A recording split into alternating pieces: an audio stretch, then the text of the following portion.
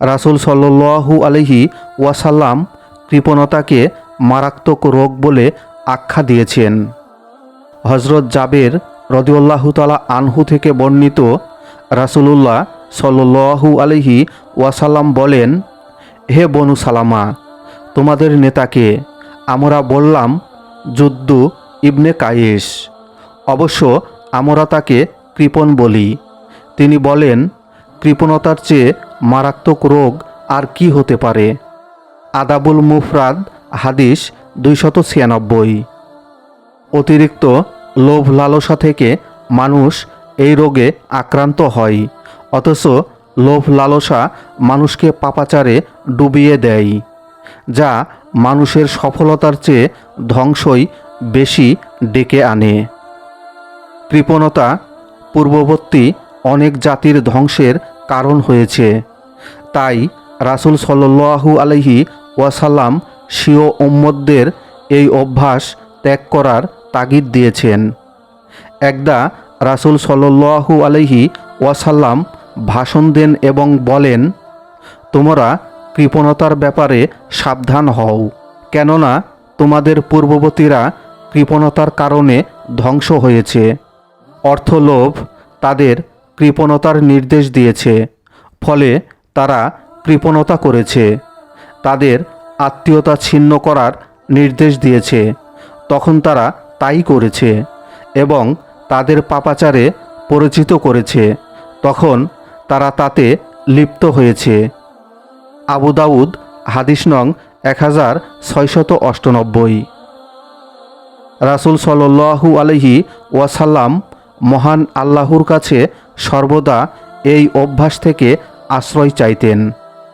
তিনি বলতেন, হে আল্লাহ, আমি আপনার কাছে অক্ষমতা, অলসতা, ভীরুতা, কৃপণতা ও বার্ধক্য থেকে আশ্রয় চাই।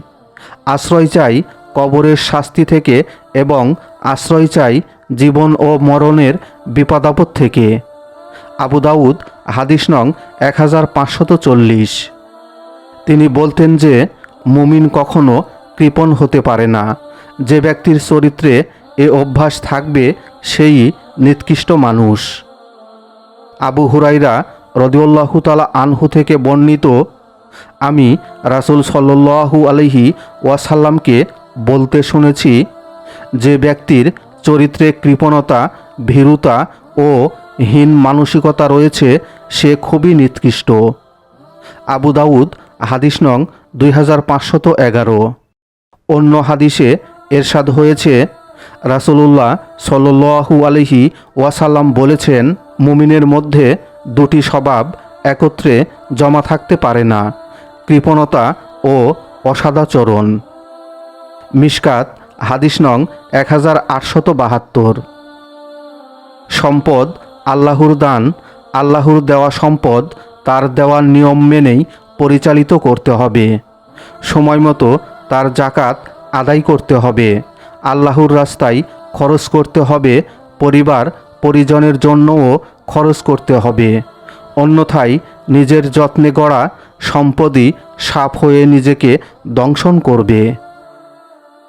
আবু হুরাইরা রাদিয়াল্লাহু তাআলা আনহু থেকে বর্ণিত, তিনি বলেন, রাসূলুল্লাহ সাল্লাল্লাহু আলাইহি ওয়াসাল্লাম বলেছেন, যাকে আল্লাহ সম্পদ দান করেছেন কিন্তু সে এর যাকাত আদায় করেনি, কিয়ামতের দিন তার সম্পদকে টেকো বিষের তীব্রতার কারণে মাথা বিশিষ্ট বিষধর সাপের আকৃতি দান করে তার গলায় ঝুলিয়ে দেওয়া হবে। সাপটি তার মুখের দুই পার্শ্ব কামড়ে ধরে বলবে, আমি তোমার সম্পদ, আমি তোমার জমাকৃত অর্থ।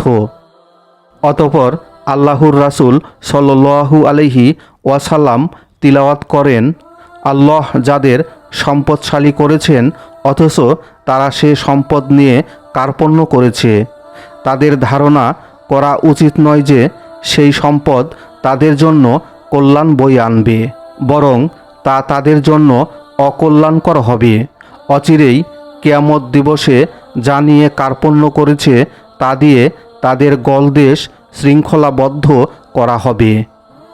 সূরা আলে ইমরান আয়াত 180। বুখারী হাদিস নং 1403। মহান আল্লাহ তাআলা আমাদেরকে আমলগুলো করার তৌফিক দান করুন। আমিন।